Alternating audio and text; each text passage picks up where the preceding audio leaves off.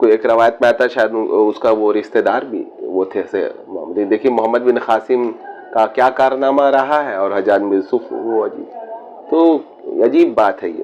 تو یہ حجاج بن یوسف جو بنو امیہ کا، یہ آپ مان لیے تصور کیجئے کہ ایک ظالم گورنر تھا اور بالکل بھی یہ رعایت نہیں کرتا تھا کسی کو تحت کرنے میں.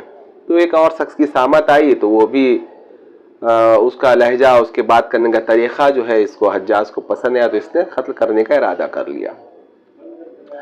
حجاج کا یہ حکم سن کر وہ مرد خدا پہلے تو ہنسا اور پھر رونے لگا. حجاج نے یہ عجیب ماجرا دیکھا تو پوچھا یہ کیا بات ہوئی کہ تو رویا بھی اور ہنسا بھی؟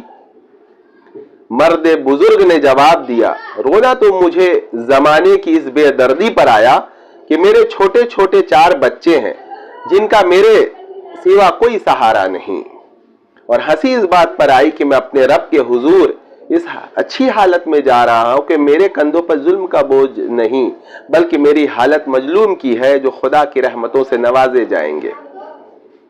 تو ان کا ایک رونا تو ایک فطری بات ہے کہ آدمی کے اہل و عیال ہوتے ہیں، اس کے یہ ہوتے ہیں، تو اس کا وہ چھوٹنے کا ایک غم ہوا تو وہ رویا کہ بھائی میرے بعد اس کا کیا بنے گا.